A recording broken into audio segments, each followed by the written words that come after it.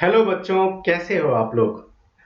हमारे चैनल पे अगर आप नए हैं तो आप ये चैनल देख सकते हैं। सौरभ सुमन आईआईटी कानपुर करके है। आप इस चैनल को सर्च भी कर सकते हैं। और आप अगर नए आए हैं तो ज़रूर इस चैनल को सब्सक्राइब करिए। बहुत सारी चीज़ें इस पर मैं डिस्कस करता हूँ। जैसे बहुत सारे एग्जाम्स है, जैसे जेई मेंस, एडवांस है, नीट है, स्टेट एग्जाम्स है, बोर्ड एग्जाम्स है, सीबीएसई और स्टेट बोर्ड्स दोनों को इंक्लूड करके। तो इनमें जो मैथमेटिक्स पोर्शन है वो मैं डिस्कस करता हूँ। उसके पहले ये जो अभी काउंसलिंग चल रहा है आईआईटी जेई मेंस और एडवांस के लिए, उसका काउंसलिंग के जो ट्रिक्स वगैरह होते हैं, जो स्ट्रैटेजी होता है जिसके बेसिस पर चॉइस फिलिंग वगैरह आप करते हो, वो सारी चीज़ें मैं इस चैनल पर डिस्कस करता हूँ। तो अगर आप थोड़ा सा नीचे जाएंगे इस चैनल में तो आपको पता चलेगा कि ढेर सारी वीडियोस मैंने बना रखे हैं। आप वीडियोस सेक्शन में आके देख सकते हैं कि यहाँ पर मैंने कितने सारे वीडियो बनाया है जो चॉइस फिलिंग पर है, आपका रूटीन पे है कि एक टॉपर का रूटीन क्या होता है, एग्जाम के पहले क्या करना चाहिए, कॉलेज कौन कौन से अच्छे हैं उसके, फिर और भी जो एग्जाम सीयूईटी वगैरह होता है उसके बारे में भी बहुत सारी जानकारियाँ यहाँ पर है। फिर और रिवीजन टेक्निक्स कैसे हैं, कैसे करना चाहिए, क्या क्या ट्रिक्स आपको अपनाने हैं, वो सारी डिटेल्स आपको इस चैनल पे मिल जाएगा। तो जरूर आप इस चैनल को सब्सक्राइब कर लीजिए। आप ये नाम याद रख सकते हैं, ये आपका बैकग्राउंड है चैनल का बेसिकली। तो यहाँ से आपको पता चल जाएगा। इस पे रेगुलर वीडियोस आते रहते हैं। आप मुझे क्वेश्चंस भी लिख सकते हैं। अगर आपको कोई डाउट्स हैं डायरेक्टली तो आप कमेंट सेक्शन में लिख सकते हैं या फिर मुझे ईमेल कर सकते हैं। तो ये नया चैनल है। और आप अगर अभी आप मैथमेटिक्स सीखना चाहते हैं, अगर आप जेई 2023 में या 24 में प्लान कर रहे हैं जेई एग्जाम देने के लिए, तो ये आपके लिए बहुत बेनिफिशियल चैनल होने वाला है। राइट, तो चलिए शुरू करते हैं। आज मैं एक कोर्स पढ़ाने वाला हूँ। बेसिकली मैं क्लास 11 से शुरू कर रहा हूँ और सब्सिक्वेंटली मैं क्लास 12 और जेई मेंस और जेई एडवांस की जो एक्स्ट्रा पोर्शंस है, जो एप्लीकेशन वाला पार्ट है, वो भी मैं डिस्कस करूंगा। तब तक आप मेरे चैनल को सब्सक्राइब कर सकते हैं और इसको आप शेयर भी कर सकते हैं।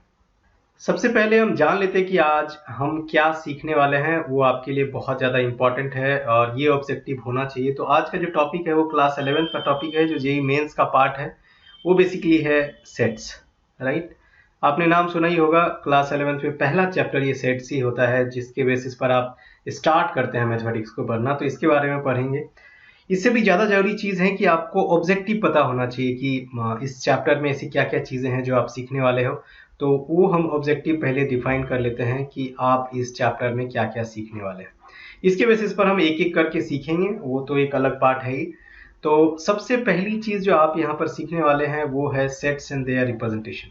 सेट्स क्या होता है और उसका रिप्रेजेंटेशन हम कैसे करते हैं, ये आप यहाँ पर सीखने वाले हैं। रिप्रेजेंटेशन मतलब इसको कैसे दिखाते हैं, अलग अलग फॉर्म में हम रिप्रेजेंट करते हैं, ये सब चीज़ें आप देखेंगे। उसके बाद आपको एम्प्टी सेट दिखेगा। एम्प्टी सेट एक सेट का ही पार्ट होता है। तो आप ये पढ़ने वाले हैं। और उसके बाद आप फिर finite and infinite sets, basically sets के जो टाइप्स होते हैं वो सारी चीज़ें इसमें कवर हो जाएगा। फाइनाइट एंड इनफाइनाइट सेट्स आप पढ़ेंगे। राइट, और ये अगर हो जाएगा तो हम उसके बाद आगे बढ़ेंगे और उसमें हम सब सेट्स, इक्वल सेट्स, ये सारी चीज़ें पढ़ेंगे। आप देख सकते हैं सब सेट्स हो गया, उसके बाद फिर इक्वल सेट्स हो गया। ये सब ऐसा क्या है कि छोटे छोटे टॉपिक्स है जो बोर्ड के लिए बहुत इंपॉर्टेंट है। और एग्जाम जेई मेंस में भी अगर क्वेश्चंस आता है तो डेफिनेशन लेवल का क्वेश्चंस आएगा जो आप आराम से कर सकते हैं। और डेफिनेशन आपको पता होना चाहिए। आपका फाउंडेशन यही से बनता है। अगर आप 10th के बाद ये एग्ज़ाम को देने वाले हो 2024 में, तो आपके लिए ये बहुत ज़्यादा इंपॉर्टेंट हो जाएगा। तो यूनिवर्सल सेट हो गया। सिमिलरली उसके बाद फिर वेन डायग्राम हो गया। ये बहुत ज़रूरी है। वेन डायग्राम जेई मेंस में कई बार आ चुका है, तो हम इसको भी देखने की कोशिश करेंगे इस चैप्टर के अंदर। देखते हैं आज कितना पढ़ पाते हैं। उसके बाद हम इसको हम वीडियो को अलग अलग भागों में भी बांट सकते हैं अगर ज़रूरत पड़ेगी। अल्टीमेटली पर्पस ये है कि आपको अच्छे से आना चाहिए। ऑपरेशंस ऑन सेट मतलब क्या क्या करते हैं ऑपरेशंस ऑन सेट में, क्या क्या मैथमेटिकल ऑपरेशंस हैं वो हम कर सकते हैं। उसके बाद आपका complement of a set, complement एक टर्मिनोलॉजी होती है, उससे आपको पता चलेगा कि कॉम्प्लीमेंट ऑफ अ सेट क्या होता है। तो ये चीज़ें करेंगे और उसके बाद कुछ हम प्रैक्टिकल प्रॉब्लम्स करेंगे और उसके बाद आपका ये चैप्टर ख़त्म हो जाएगा। तो प्रैक्टिकल प्रॉब्लम्स करेंगे और प्रॉब्लम्स अलग अलग चीज़ों पे होगा। जैसे इसमें हम यूनियन और इंटरसेक्शन देखेंगे। यूनियन और इंटरसेक्शन बहुत आपने नाम सुना होगा। यूनियन एंड इंटरसेक्शन मतलब जोड़ना और तोड़ना ऐसा करके है इंटरसेक्शन, है ना। मतलब दोनों में कॉमन क्या है, दोनों में अनकॉमन क्या है। तो ये हो गया आपका बेसिकली आज का एजेंडा टॉपिक, और बेसिकली ये जानना जरूरी है। बेसिकली इस चैप्टर का एजेंडा है ये, और इसको हम देखते हैं कितने पार्ट में कवर कर पाते हैं, और उसके बेसिस पर हम करेंगे। तो सबसे पहले हम जानते हैं कि एक्चुअली में ये सेट का थोड़ा सा हिस्ट्री जानने की कोशिश करते हैं कि सेट एक्चुअली होता क्या है। तो बेसिकली सेट एक मैथमेटिक्स का ब्रांच है, एक टॉपिक है, एक छोटा सा सब टॉपिक है। तो अगर आप सेट्स को डिफाइन करेंगे तो एक छोटा सा ब्रांच ऑफ मैथमेटिक्स बोल सकते हैं, एक छोटा सा ब्रांच है, राइट। तो आप ये लिख सकते हैं आप अपने नोटबुक में। चूंकि हम स्टार्ट कर रहे हैं तो थोड़ा सा ब्रीफ हिस्ट्री तो देखना बनता है। आप जो फ्रेश हैं, जो रिपीटर्स हैं, या फिर जो 12th के बाद आए हैं, तो उसके लिए शायद ये बहुत ज़्यादा रेलिवेंस ना हो। अगर आप ये पढ़ेंगे तो ये बहुत ही बेसिक टूल होता है जिसका एप्लीकेशन बहुत सारे चैप्टर में होता है। जैसे अगर आप एप्लीकेशन की बात करेंगे तो आपका रिलेशंस एंड फंक्शन में होता है कि अगर आप fundamental of relations and function देखेंगे तो इसमें आपका बहुत ज़्यादा काम करेगा, fundamental of relations and functions. ये भी एक सब टॉपिक होता है जो बहुत इंपॉर्टेंट होता है जेईई मेंस के लिए और बोर्ड के लिए, और ये भी हम देखने की कोशिश करेंगे। इसके बाद लॉजिक थ्योरी होती है, आप लॉजिक थ्योरी पर भी बात कर सकते हैं। यहाँ लॉजिक थ्योरी है। उसके बाद आप फर्दर सीक्वेंस एंड सीरीज में आपको ये काम आने वाला है कि सीक्वेंस एंड सीरीज में आप कैसे करेंगे। तो ये जो मैं बना रहा हूँ इससे आपका एक नोट भी बन जाएगा एक तरह से, और उस नोट को आपको यूज करना है। तो ये धीरे धीरे मैं बता रहा हूँ, बाद में मैं इसको एक्सटेंड भी करूँगा थोड़ा सा। फिर उसके बाद ज्योमेट्री में आपको ये काम आने वाला है।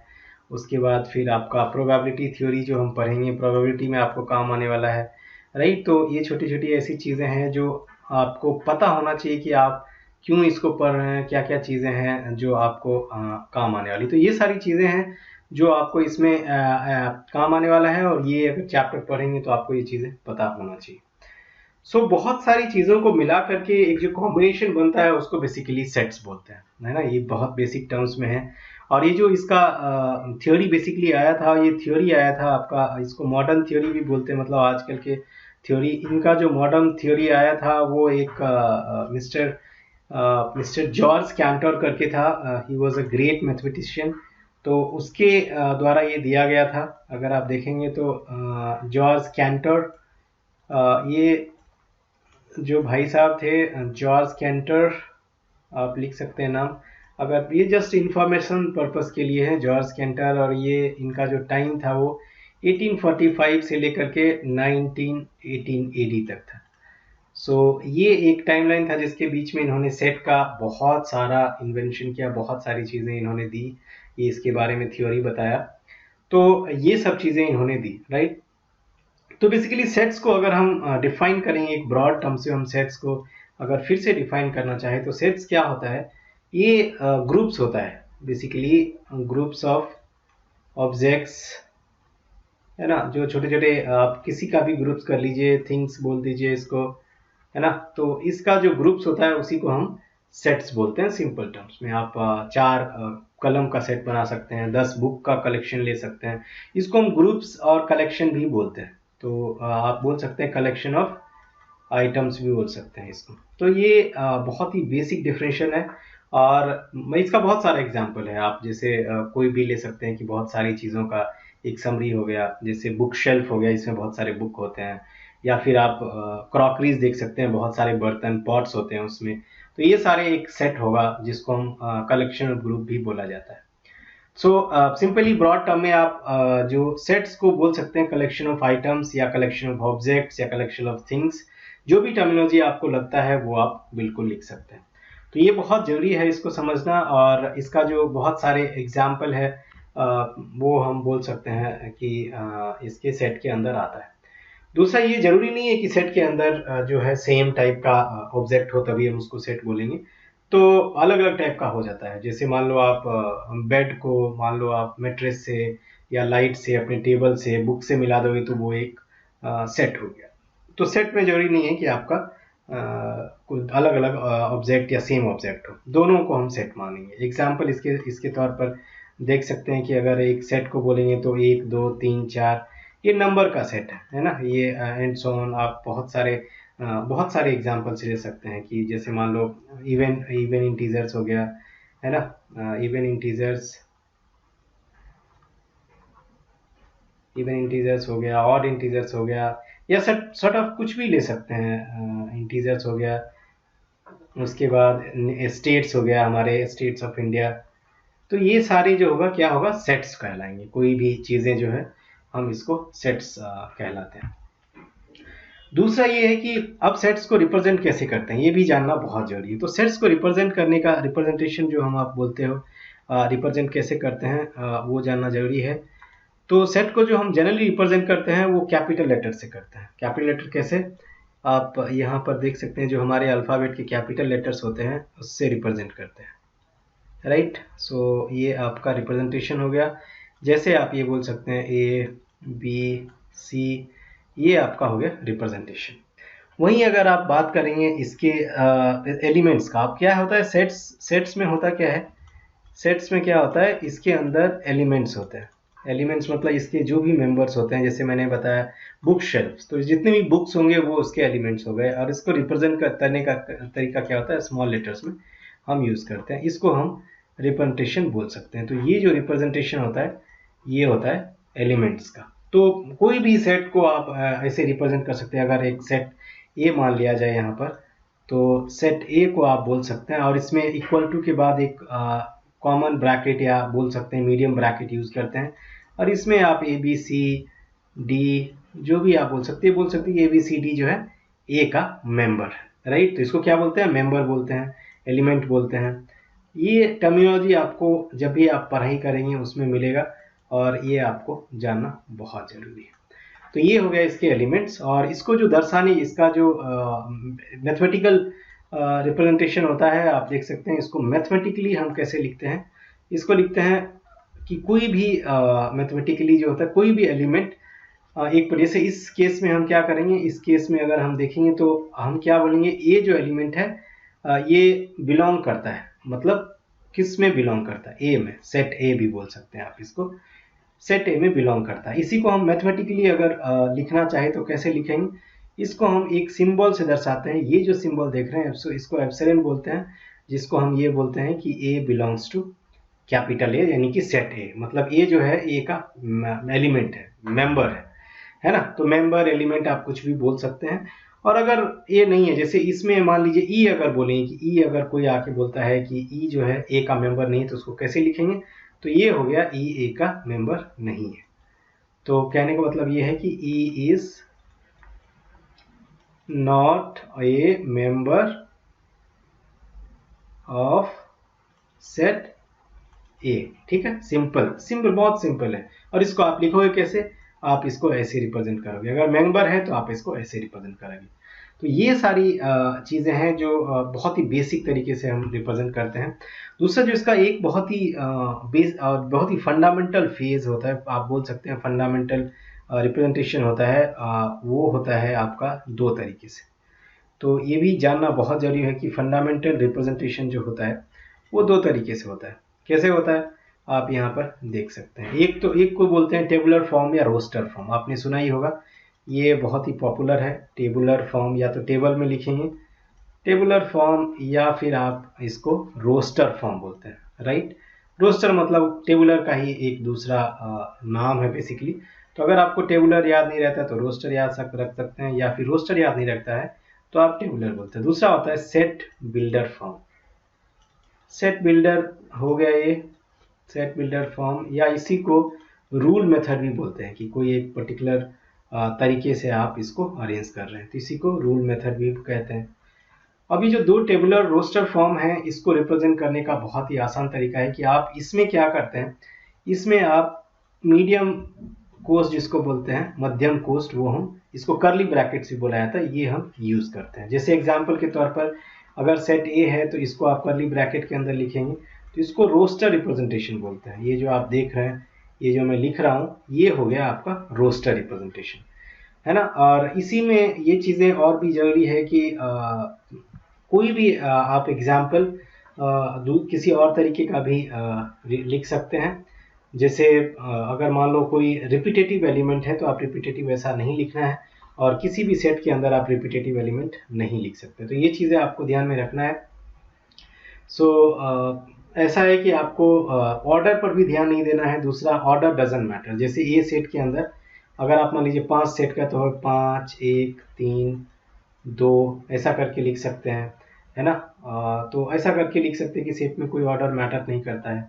दूसरा ये है कि कोई भी सेट हो, जैसे मान लो आपने लिखा ये 5 1 3 2, अब इसको आप ऐसे भी लिख सकते हैं, जैसे आपने लिखा 1 2 3 5, तो ये सेट और ये सेट सेम ही हो गया, मतलब चेंज नहीं हुआ। आपने भले यहाँ पर ऑर्डर चेंज किया बट ये चेंज नहीं हुआ। और जितना भी कॉम्बिनेशन इससे बन सकता है 3 1 5 2, आप देख सकते हैं सब सेट का वैल्यू सेम ही होता है। तो ये भी आपको ध्यान रखना है कि टेबुलर फॉर्म में आप ऐसे लिखेंगे। दूसरा ये कि टेबुलर फॉर्म में आपको क्या नहीं लिखना है, वो ये है कि जैसे मान लो आपका कोई आप ऐसे सेट है जिसमें आप मेंबर लिख रहे हो 1 2 3 4 2 1 1 या 3, ऐसे नहीं लिखना है, ये सही नहीं है। तो इसको कैसे लिखोगे, इसको आप ऐसे लिख सकते हो 1 2 3 4। रिपीटेटिव एलिमेंट्स नहीं लिखेंगे, एक से ज़्यादा बार नहीं लिखेंगे। तो ये हो जाता है कि आपका वो ऑलरेडी मेंबर। आप ये नहीं बोल सकते कि एक जो है इस सेट का 2 बार मेंबर है, बिल्कुल नहीं बोल सकते। हम इसको ऐसे बोलेंगे कि आप जो है ए मेंबर है बस इस सेट का, चाहे वो 1 बार हो या 2 बार हो यहाँ पर, क्योंकि नंबर ऑफ एलिमेंट्स में उतना ज़्यादा ये डिफरेंसेस नहीं होता है। तो ये हो गया आपका बेसिकली टेबुलर फॉर्म। अब आते हैं हम सेट बिल्डर फॉर्म पे। अब सेट बिल्डर फॉर्म कैसे रिप्रेजेंट होता है, अब जैसा कि इसके नाम से ही लग रहा है कि इसको एक मेथड से लिखा जाता है। जैसे एक सेट को लिखेंगे आप, तो इसको ऐसे लिखेंगे सेट बिल्डर फॉर्म में, कर्ली ब्रैकेट से शुरू करेंगे और एक आप लेंगे x और px, या इसको a और pa भी ले सकते हैं और इसको कर्ली ब्रैकेट को बंद कर देंगे। एक तो ये तरीका हो गया कि इसका मतलब क्या हो गया कि x जो है px यानी कि इसकी जो वैल्यू है वो उसका मेंबर है। बेसिकली इसको ऐसे रिप्रेजेंट करते हैं कि ये इसका प्रॉपर्टीज है, और इसको हम इस तरह से डिफाइन कर सकते हैं। या फिर इसको दूसरे तरीके से ये ऐसे भी लिखते हैं कि x is such that x, ये जो वर्टिकल लाइन होती है इसको सच दैट बोलते हैं, जिसको हम बोल सकते हैं has the property of px। px क्या है, एक वैल्यू है जिस पर ये प्रॉपर्टी को रिप्रेजेंट कर सकता है। तो इस x पर एक पर्टिकुलर प्रॉपर्टीज होगी और जिसका वो हम बोलते हैं वैल्यू। अब क्या है कि इसको ऐसे ही बोल सकते हैं कि a जो है वो सारे सेट ऑफ एलिमेंट्स x है जिससे जिसका जो प्रॉपर्टी है वो px है। मतलब आप इसको ऐसे पढ़ सकते हैं x is set a is the set of all x which property is px। मतलब एक वो सारे x का सेट है ये a जिसका प्रॉपर्टी p है, राइट। तो ये एक रिप्रेजेंटेशन है। और इसको आप कॉलन से भी रिप्रेजेंट कर सकते हैं। ये जो कॉलन है उसका मतलब यही होता है, और इसको आप ये जो वर्टिकल लाइन है इससे भी आप रिप्रेजेंट कर सकते हैं, जो होता है कि a is set of all the elements of x with such that x has a property p, right. So ये होता है। तो इसको वर्टिकल लाइन को आप सच दैट भी बोल सकते हैं, ये जो कॉलन है उसको सच दैट भी बोल सकते हैं। तो ये दो फॉर्म है जो बहुत ज़्यादा इम्पॉर्टेंट है, और इसको आप ऐसे भी लिख सकते हैं। जैसे एक एग्जाम्पल के तौर पे अगर हम देखना चाहें तो ऐसे देख सकते हैं। फॉर एग्जाम्पल मान लीजिए आपका कोई एक सेट है जिसमें आप बोल रहे हैं ए का जो एक सेट है, ये मान लीजिए मैं रोस्टर फॉर्म में लिख देता हूँ कि आपका मान लीजिए 1 2 3 4 और 5, ये मान लीजिए आपका सेट है। तो इसको अगर ये मान लो ये रोस्टर फॉर्म में है और आपको इसको रोस्टर फॉर्म में है और आपको इसको अगर सेट बिल्डर फॉर्म में लिखना है, कन्वर्ट करना है, तो आप इसको कैसे करोगे। तो सेट बिल्डर फॉर्म में ये ऐसे हो जाएगा, a इक्वल टू आप ऐसे करोगे कि a is element of x, this is all x, और इसका कुछ प्रॉपर्टीज है। वो प्रॉपर्टीज क्या है कि ये जो x है वो कुछ प्रॉपर्टी फॉलो करता है। तो हम ये बोल सकते हैं ये जो x है ये 1 से 5 के बीच में बिलोंग करता है, राइट। और इसको हम ये भी बोल सकते हैं कि ये जो x है ये बेसिकली नेचुरल नंबर को बिलोंग करता है। अब ये समझ में बहुत सारे लोगों को नहीं आया, मैं रिपीट कर देता हूँ। जैसे ये बहुत ही रोस्टर है और इसको सेट बिल्डर फॉर्म में है, राइट। सेट बिल्डर फॉर्म में आप ऐसे इसको लिख सकते हैं, सॉरी इसमें रोस्टर फॉर्म में या टेबुलर फॉर्म में। सेट बिल्डर फॉर्म में आपको कैसे कन्वर्ट करना है कि ये एक्चुअली है क्या। ये एलिमेंट बेसिकली नेचुरल नंबर है 1 2 3 4 5। तो हमने क्या लिखा कि ए उस सारे x का मतलब सेट है जो कि 1 से 5 के बीच में बिलोंग करता है, यानी कि आप देख सकते हैं इक्वल टू लगा हुआ है, और x जो है यानी कि जो एलिमेंट है वो नेचुरल नंबर का, वो नेचुरल नंबर को बिलोंग करता है। इसका मतलब क्या होता है, belongs to, x belongs to natural number. तो आपने इससे आइडेंटिफाई क्या किया कि ये 1 से 5 के बीच का नंबर है और ये सारे नेचुरल नंबर है, यही यहाँ पर आपने लिखा और इसी को हम बोलते हैं सेट बिल्डर फॉर्म, राइट। बहुत ही आसान है, बहुत ही ज़्यादा आसान है। आप बिल्कुल ही कन्वर्ट करने के लिए बोर्ड में आता है, कई बार बोर्ड में ऑब्जेक्टिव या एक लाइन का ये सवाल आ जाता है कन्वर्ट करने के लिए, तो आप बोर्ड में बिल्कुल कर सकते हैं।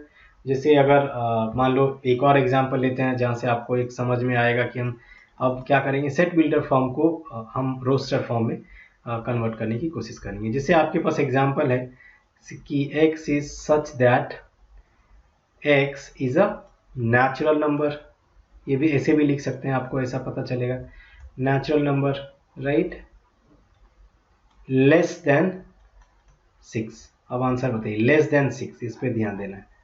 और आपने यहाँ पर ब्रैकेट लगा दिया, तो इसको आप कैसे लिखेंगे, आप रोस्टर फॉर्म में इसको लिखेंगे, ब्रैकेट तो सेम ही रहेगा। एक्स इज क्या है, नेचुरल नंबर है जो 6 से छोटा है, तो नेचुरल नंबर 6 से छोटा क्या क्या होता है, 1 2 3 4 5 और 6 आएगा, नहीं आएगा, क्यों, क्योंकि लेस देन लिखा है इसीलिए 6 नहीं आएगा। तो इन सब छोटी छोटी इन्फॉर्मेशन पे आपको ध्यान देना है कि ये 6 इसीलिए नहीं आएगा। और बहुत सारे एग्जाम्पल्स हो सकते हैं कि ऐसे मान लो कोई भी लेटर दे दिया और उसका आपको बनाना है, तो आपको फॉर एग्जांपल एक और एग्जांपल ले लेते हैं।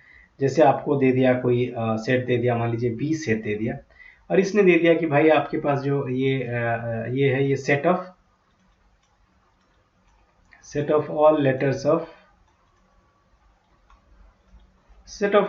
ऑफ लिख लीजिए मैथमेटिक्स, राइट, MATHEMATICS, मैथमेटिक्स है। तो आप कैसे लिखोगे इसको, ये तो हो गया आपका सेट बिल्डर फॉर्म में। तो इसको रोस्टर फॉर्म में कैसे लिखोगे, टेबुलर फॉर्म में कैसे लिखोगे, आप कर्ली ब्रैकेट यूज करोगे, इसमें लिखोगे सेट ऑफ ऑल लेटर्स है, एम आ गया इसमें, आप पहले एम लिख देंगे, उसके बाद क्या है, ए आ गया, ए लिख दिया आपने, टी आ गया, टी लिख दिया आपने, एच आ गया, एच लिख दिया, ई आ गया, ई लिख दिया आपने, फिर से एम आ रहा है, एम लिखना है, बिल्कुल नहीं लिखना है। क्या, क्यों बताया मैंने कि आपको लेटर रिपीट नहीं करना है। एक मेंबर अगर ऑलरेडी उस सेट का मेंबर है तो दोबारा उसको लिखने का कोई मतलब नहीं है। ए भी दोबारा आ गया तो ए भी नहीं लिखेंगे, टी नहीं आया तो टी हम लिखेंगे, आई नहीं आया तो आई लिखेंगे, और सी नहीं आया तो सी लिखेंगे, और एस नहीं आया तो एस हम लिखेंगे। तो ये हो गया आपका सेट बिल्डर फॉर्म में को कन्वर्ट करके हमने टेबुलर फॉर्म में यानी कि रोस्टर फॉर्म में ले आया। इसके बाद और भी बहुत सारे एग्जाम्पल है जिसको आप कर सकते हैं और आपको वहां से पता चल जाएगा। तो ये बहुत सिंपल सा तरीका है लिखने का, और भी बहुत सारे तरीके होते हैं जिसके बेसिस पर आप इसको कन्वर्ट कर सकते हैं। आप बहुत सारे एक्सरसाइज कर लीजिए, उसमें कोई भी डाउट आता है आप मेरे से पूछ सकते हैं। तो ये ये हो गया सेट बिल्डर फॉर्म और रोस्टर फॉर्म में आपस में कन्वर्सन। अब हम बात कर लेते हैं कुछ सेट्स का। हम पहले बात करते हैं फाइनाइट और इनफाइनाइट सेट का। नाम से ही क्लियर लग रहा होगा, finite and infinite sets, right, infinite sets, इसकी बात करते हैं। ये एक ऐसी चीज है जो बहुत जरूरी है, आपको सीखना चाहिए। तो फाइनाइट सेट का मतलब क्या होता है कि फाइनाइट सेट में ऐसा है कि नंबर ऑफ एलिमेंट जो है फिक्स है वो।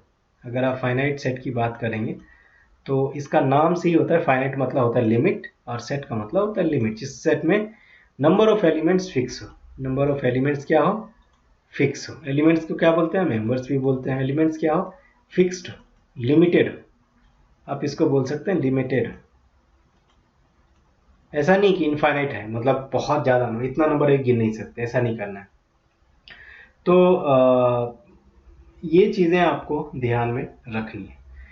तो हम ऐसा नहीं बोल सकते कि अगर कोई, जैसे मान लो या तो सेट में कुछ नहीं है तो उसको भी हम बोलेंगे कि ये फाइनाइट सेट है, या फिर अगर नंबर ऑफ एलिमेंट्स है तो वो काउंटेबल होना चाहिए। इसको दूसरे तरीके से क्या बोल सकते हैं, काउंटेबल एलिमेंट्स, ऐसा चीज जो है जिसको हम काउंट कर सकते हैं, काउंटेबल एलिमेंट्स होना चाहिए, राइट।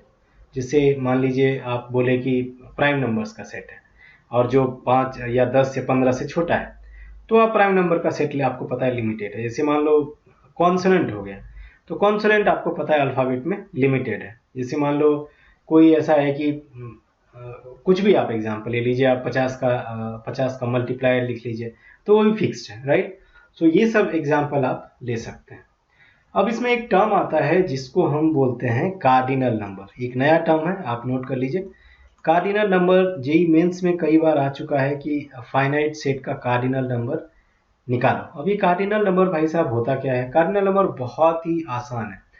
ये है कि जितने भी डिस्टिंक्ट एलिमेंट्स आप बना सकते हैं उन्हीं को कार्डिनल नंबर बोला जाता है, उन्हीं के नंबर्स को कार्डिनल नंबर बोला जाता है। मतलब ये है कि अगर मान लीजिए कोई सेट ए है फॉर एग्जांपल, इसमें मान लीजिए 5 6 8 9 ये हो गया, राइट। सो ये कोई डेफिनेशन पे नहीं है, मैं एक रैंडम सेट ले रहा हूँ।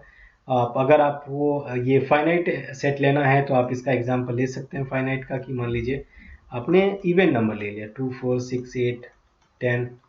अगर इसका कार्डिनल नंबर पूछा जाए तो इसका कार्डिनल नंबर क्या होगा, राइट। और ये मान लो अगर एक बड़ा सा सेट है तो इस सेट का जो कार्डिनल नंबर होगा उसको रिप्रेजेंट तरीका करने का क्या है, नंबर से रिप्रेजेंट करेंगे। इसको बोलेंगे cardinal number of this set is how much. कितने अलग अलग एलिमेंट में इसको डिस्ट्रीब्यूट कर सकते हैं, 1 2 3 4 5। इसको क्या बोलेंगे, कार्डिनल नंबर कितना है इसका, 5। तो नंबर ऑफ एलिमेंट्स को ही आप बोल सकते हैं कि ये कार्डिनल नंबर होता है। तो नंबर ऑफ डिस्टिंक्ट एलिमेंट, मतलब अलग अलग नंबर होने चाहिए। अगर सेम नंबर है तो उसको काउंट नहीं करेंगे। तो ये चीज़ें आपको ध्यान रखना है। एलिमेंट किसमें, इन अ सेट। कौन सा set, finite set. Finite set का हम कार्डिनल नंबर की बात कर रहे हैं। तो ये हो गया। इसके और भी बहुत सारे एग्जाम्पल होते हैं, आप उसको कर सकते हैं और ये आपके लिए बहुत आसान हो जाएगा। आगे बात करते हैं हम इनफाइनाइट सेट के बारे में। इनफाइनाइट सेट, नाम से ही लग रहा है इनफाइनाइट, मतलब जिसको हम काउंट नहीं कर सकते। इसको हम सिंपली भी बोल सकते हैं नॉट काउंटेबल, जिसको हम काउंट ही नहीं कर सकते हैं, राइट। कैसे इसको रिप्रेजेंट करेंगे, आप इसको देखिए ऐसे। जैसे आपने एक सेट ले लिया, उसमें लिखा है आपने 1 3 5 7 और ये आप डॉट डॉट मार के छोड़ दीजिए। अब ये डॉट डॉट कहाँ तक जाएगा ये पता ही नहीं है। इसको क्या बोलेंगे, इसको बोलेंगे कि ये इनफाइनाइट सेट है, राइट। सो आप और भी चीज़ें बोल सकते हैं कि set of lines in a plane हो गया, या फिर आप इसको रोस्टर फॉर्म में और अगर रिप्रेजेंट करना चाहते हैं तो, या सेट बिल्डर फॉर्म में, तो आप ऐसे बोल सकते हैं X is such that X belongs to natural number, right. And या नेचुरल नंबर तो फिक्स हो जाता है, आप इसको रियल नंबर ले लीजिए। रियल नंबर आप लिखें, और रियल नंबर में आप ये भी बोल सकते हैं कि रियल नंबर में जो है आपका एक्स है वो 1 से लेके 5 तक है। अब इसके बीच में इनफाइनाइट नंबर है, क्यों, क्योंकि रियल नंबर में डेसिमल भी आता है, इंटीजर भी आता है। तो ये चीज़ें आप देख सकते हैं। ये जो हो गया वो अनडिफाइंड सेट हो गया। तो इसको पता कैसे करेंगे, जिसको हम काउंट नहीं कर सकते, नॉट काउंटेबल, वो हो गया आपका इनफाइनाइट सेट। अब वो किसी भी फॉर्म में आ जाए, इसको हम ऐसे लिख सकते हैं। अब इनफाइनाइट सेट को रोस्टर फॉर्म में हम कभी भी डिस्क्राइब नहीं कर सकते, क्योंकि रोस्टर फॉर्म में आप कैसे लिखोगे किसी भी नंबर को, तो ये थोड़ा सा डिफिकल्ट होता है। क्योंकि अगर आप रियल नंबर को रोस्टर फॉर्म में लिखेंगे यहाँ पर, तो रोस्टर फॉर्म में ये नहीं आएगा। क्यों नहीं आएगा, क्योंकि रियल नंबर में डेसिमल प्लेसेस होता है। और अगर मान लीजिए आप बोल रहे हैं कि 1.1 1.2, तो 1.1 1.2 के बीच में भी लाखों नंबर्स है, 1.11 फिर 1.1111 1.101, तो ऐसा करके लाखों नंबर है। तो इसीलिए हम बोलते हैं कि इसको हम रोस्टर फॉर्म में रिप्रेजेंट नहीं करते हैं, क्योंकि यहाँ पर जो नंबर ऑफ एलिमेंट्स है उन नंबर ऑफ एलिमेंट्स बहुत ज़्यादा है, मतलब इनफाइनाइट है, इसीलिए हम नहीं करते हैं। तो नंबर ऑफ एलिमेंट जो होता है वो इनफाइनाइट होता है, मतलब जिसको हम काउंट ही नहीं कर सकते हैं। तो ये हो गया आपका इनफाइनाइट और फाइनाइट सेट। इसके अलावा और भी सेट होते हैं, जैसे आप मान लीजिए आपका हो गया एम्प्टी सेट। जैसे हमने सुना होगा आपने, एम्प्टी सेट होता है। तो एम्प्टी सेट का नाम से ही ऐसा लग सकता है, इसको नल सेट भी बोला जाता है। नाम ये NULL, तो नल मतलब कुछ भी नहीं है, नल सेट हो गया। एम्प्टी सेट या नल सेट का मतलब यही होता है जिसमें कोई एलिमेंट ना हो, नो एलिमेंट। ऐसा सेट जिसमें कोई एलिमेंट ही ना हो। तो भाई ऐसा सेट कौन सा हो सकता है, इसको हम एक और टर्मिनोलॉजी से बोलते हैं, इसको वाइड, खाली जिसको बोलते हैं, वाइड सेट भी बोल सकते हैं। खाली मतलब नाम से ही लग रहा है कि इसमें कुछ नहीं होगा। और इसको जो रिप्रेजेंट करने का तरीका होता है वो होता है, आप 5 से रिप्रेजेंट करते हैं। किससे रिप्रेजेंट करते हैं, 5 से। अब 5 को आप कैसे रिप्रेजेंट करोगे, अगर आप 5 को लिखना होगा तो आप नल सेट को कैसे लिखोगे, ऐसे लिखोगे, ब्रैकेट को ओपन छोड़ दिया। इसका मतलब इसमें ज़ीरो एलिमेंट है, ज़ीरो एलिमेंट, या फिर आप बोल सकते हैं नो एलिमेंट, राइट। इसमें कोई एलिमेंट ही नहीं है, खाली है। तो ये हो गया, इसको हम बोल सकते हैं एम्प्टी सेट। दूसरा, इसको अगर आप सेट बिल्डर फॉर्म में रिप्रेजेंट करना चाहते हैं तो आप ऐसे भी कर सकते हैं कि ऐसा सेट जो मतलब बिल्कुल एग्जिस्ट ही नहीं करता है, तो इसको हम एम्प्टी सेट बोल सकते हैं। जैसे for example x is such that x is not equal to x। अब ये एग्जिस्ट करता है क्या? x मतलब ये जो सेट A है वो सारे x का सेट है जो खुद के बराबर नहीं हो। ये पॉसिबल है क्या? जैसे x इक्वल टू 1 लिया, ये तो x के बराबर हो गया, खुद के बराबर है। तो ये जो है इस केस में x not equal to x, ये पॉसिबल ही नहीं है। इसका मतलब इसमें कोई एलिमेंट नहीं होने वाला। इसका मतलब इस सेट में नो एलिमेंट है। तो नो एलिमेंट है तो क्या हो गया वो? वाइड सेट या नल सेट या एम्प्टी सेट हो गया। इसको आप 5 से रिप्रेजेंट कर सकते हैं। तो इसमें कितने एलिमेंट है? 0। अब इसको इसमें और भी होता है कि जिसमें, अब ये तो हो गया कि जिसमें एम्प्टी है, अब जिसमें नॉन एम्प्टी है, जिसमें है ही नहीं, मतलब जिसमें एम्प्टी नहीं है, कोई ना कोई एलिमेंट है, तो उसको हम क्या बोलते हैं? उसको हम नॉन वाइड सेट भी बोला जाता है। ये बहुत टर्मिनोलॉजी में आपको बता रहा हूँ जो आपका बहुत ज़्यादा यूज होने वाला है। तो इसका आप एग्जाम्पल ढेर सारा ले सकते हैं कि कोई भी ले लीजिए कि जैसे मान लो set of natural numbers less than 1, क्योंकि नेचुरल नंबर 1 से कम होता ही नहीं है। तो वो हो गया आपका एग्जाम्पल। अगर आप देखेंगे तो आप देख सकते हैं सेट ऑफ नेचुरल नंबर्स, मतलब ऐसी चीज़ें जो अनडिफाइंड हो, लेस देन 1। ये पॉसिबल ही नहीं है। अब पॉसिबल नहीं है तो क्या हो गया? वाइड सेट हो गया। सिंपल है। आपको डेफिनेशन से पता चल जाएगा कि इसमें कोई एलिमेंट ही नहीं हो सकता है। फॉर एग्जांपल एक और एग्जांपल लेता हूँ। जैसे सेट ए है, इसमें बोल सकते हैं x is such that x belongs to complex number and X square equal to 2। ये क्या है? ये इसका कोई सोल्यूशन नहीं है ना। तो ये बेसिकली ये क्या कहना चाह रहा है? ये इंटीजर है, कॉम्प्लेक्स नंबर नहीं है, इंटीजर है। आगे पढ़ेंगे कॉम्प्लेक्स नंबर में इसमें जेड से रिप्रेजेंट करते हैं, तो यहाँ से कंफ्यूज नहीं होना है। आपको पता है कि ये 2 का जो अगर कोई भी स्क्वायर 2 के बराबर नहीं हो सकता है। यहाँ पर आंसर क्या आएगा? यहाँ पर आंसर आएगा ±√2, जो क्या है? इंटीजर नहीं है। तो इसका मतलब इसका सॉल्यूशन क्या है? वॉइड, नल, राइट, मतलब है ही नहीं, एम्प्टी।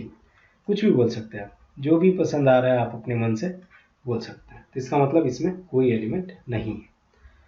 तो ये हो गया आपका एक एम्प्टी और नल सेट। और इसके अलावा भी एक सिंगलटन सेट भी होता है।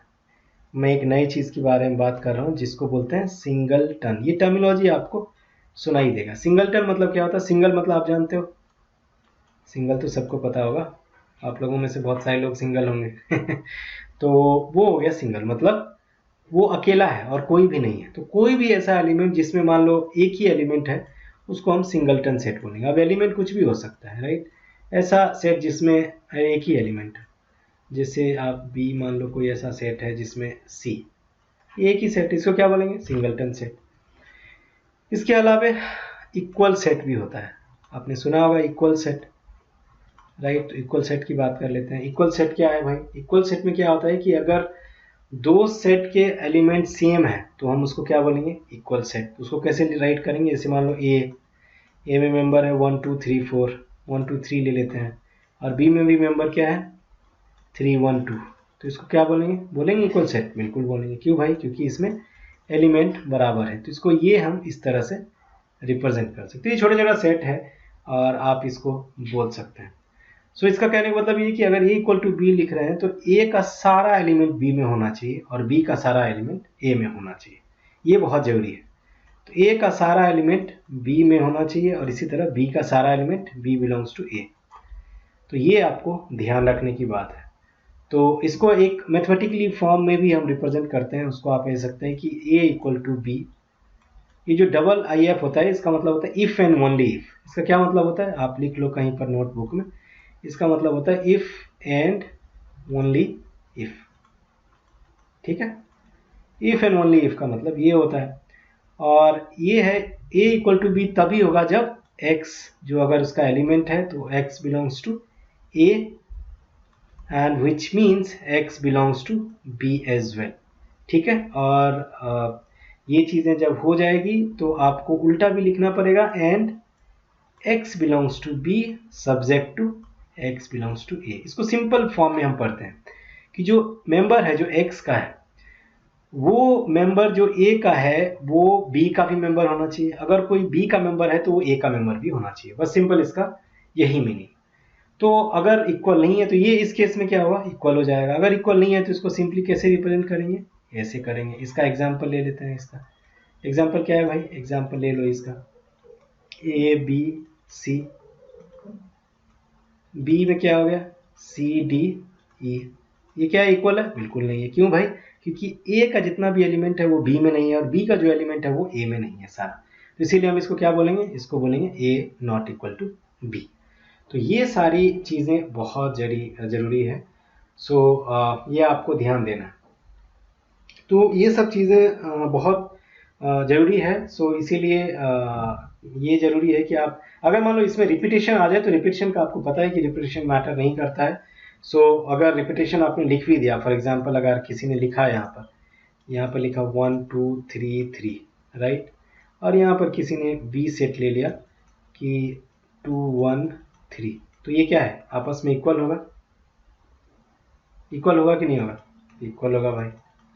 तो ये आपस में इक्वल हो जाए, क्योंकि इस तरह से हम रिप्रेजेंट नहीं करते। 3 एक बार मेंबर हो गया तो दूसरी बार लिखने की जरूरत नहीं है, तो इसको हम नहीं लिखेंगे, इसको 1 2 3 लिखेंगे और आपस में आप इसको बोल सकते हैं।